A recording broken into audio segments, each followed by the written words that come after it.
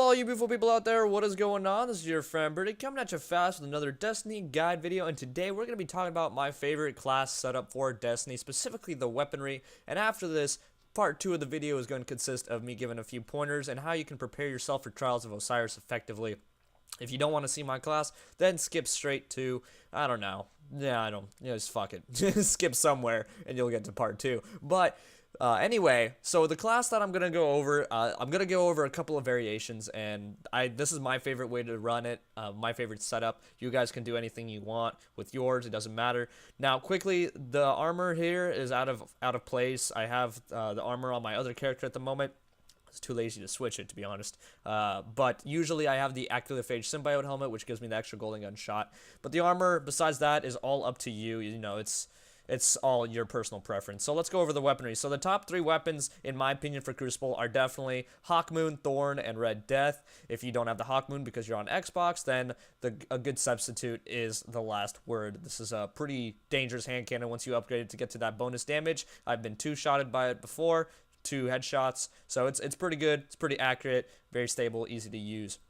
Then the Red Death is good because it can actually get 2 bursts. It can kill somebody in 2 bursts if all of those shots hit on the head. If not, then you can get 3 bursts with it. And then the Thorn is also a 2-shot kill with the DOT added in there. 2 headshots and you can kill somebody. If not, you can finish someone off pretty quickly in the body. So it's good. It's good to do stuff.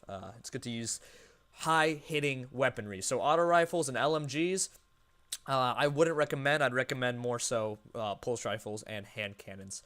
Maybe not even scout rifles. Scout rifles are like on the fence. If you have a good one, then you can use it, like a Mida multi-tool. That's a good one to use.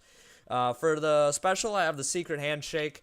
This one I got out of the Vanguard vendor. It has the best rolls, in my opinion. It has the Accurized Ballistics for most range, Hammer Forged for even more range, and Shot Package, which really helps out a lot. Closes in the distance because those bullets actually go where you want them to go. So that's nice. Really good roll on that. And for a sniper, I like using the Final Boss sniper rifle. This is an OG sniper. It's a Wave 1 legendary. You can't get it from a vendor anymore. You can't get it to drop anymore. I really like it. I run Field Scout on it, although I could run Perfect Balance on it, but I prefer Field Scout just because I usually get headshots anyway. I don't like taking 2 body shots. I'd rather just do 1 headshot. And then I also have Surplus, which helps me get more ammo out of the green boxes in Crucible. This one's really, really nice to use, in my opinion. Also has a pretty good aim assist factor on it as well. That's about it. I mean, I don't really use fusion rifles. I don't like fusion rifles. Again, this is my preferred favorite class setup. This isn't the best setup, but I don't know, I've been getting really good KDs with these setups, with these weapons. So, and for your launcher, it really depends. I don't really like the Knuckle Duster that much. You know, Knuckle Duster, lol. Fuck. I said his name, man. Why you gotta join me, man? Why you gotta join me, man? You need to get out of here, homie. Oh my. Oh, blooper. That's a blooper right there. Anyway, coming back to it. Oh, I'm sorry. All right, Hunger of Crota. I don't prefer the Hunger Crota. I would much rather have a Heathen's Vengeance. You know, that kind of stuff like that. I'm sorry. Okay. So I prefer the Heathen's Vengeance because it has a really large blast radius. It has a good velocity, better than the Hunger of Crota. The Hunger Crota I just use because it's a legendary. But I would prefer using the Truth or the Galahorn instead. Usually when the heavy ammo pops, I switch over to a legendary or something and just pop the Galahorn and then use the heavy ammo until I run out and then switch back to my exotic. You could do that, or if you just want to save time, just use the Heathen's Vengeance or another rocket launcher that's pretty good that either has grenades and horseshoes or has tracking on it. So that's about it, guys. That's the class right there. I'll also put up my Gunslinger setup if you guys want. I prefer to run Gunslinger over Arcblade just because I like that range on it. So yeah. Hello all you beautiful people out there, what is going on? This is your friend Brittany coming at you fast with another Destiny guide video, and today we are going to be talking about some Crucible action because Trials of Osiris is right around the corner. You might be watching this video and it's already out, but I want to share my secret with how I'm preparing for Trials of Osiris. I wanted to share my favorite class that you guys could use to, you know, better yourselves and to get ready for trials as well and just be super duper successful. So what you guys are seeing right here is the class that I showed off earlier in the video. And well, I'm going to just go over some tips, some pointers, what you want to practice and what you want to look out for when preparing for trials. Now, inventory-wise, weaponry-wise, you want to prepare yourself with a lot of very powerful, very accurate weapons that can kill very quickly in a couple of shots. This means hand cannons, pulse rifles, maybe scout rifles, and sniper rifles. Those are the 4 like top tier weapons that can kill anybody from any range in a very short amount of time.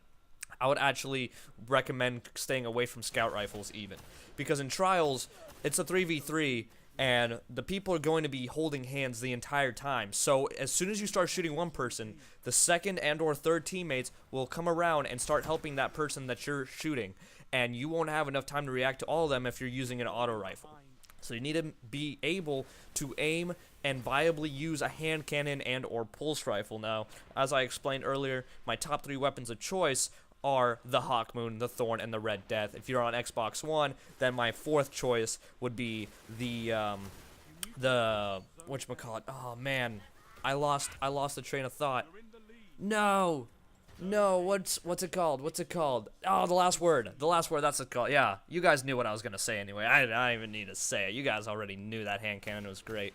But yeah, so I would use that hand cannon. I would do that stuff, and you know, that would be the best weapons in my opinion to do one-shot kills the quickest. Alright, so you want to be able to use weapons like that, like sniper rifles that can one-shot hit anybody from any range as long as you get a headshot. Because, again, as soon as you start shooting people, you're going to get attention to yourself, and you're going to have people come up against you and try and beat you with their own one-shot rifles and stuff like that.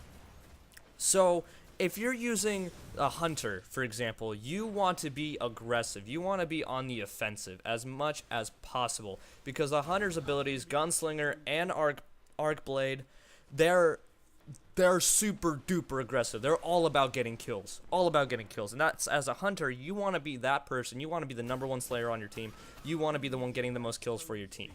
Now, if you have a Titan on your team, most likely he's going to be running support. He's going to be a bubbler. He's going to be there to defend you in case you get in trouble, right? Or defend himself. Who knows? If somebody's down, he can run over, pop a bubble, and easily revive the teammate.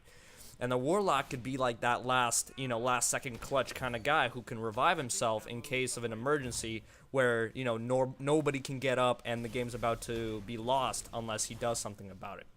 So that is what's crucial to think about when you're playing a certain types of characters. You want to play accordingly to their playstyle. As a hunter, you want to be aggressive, always in your face, always rushing, always killing stuff, always everything, just in your face, boom.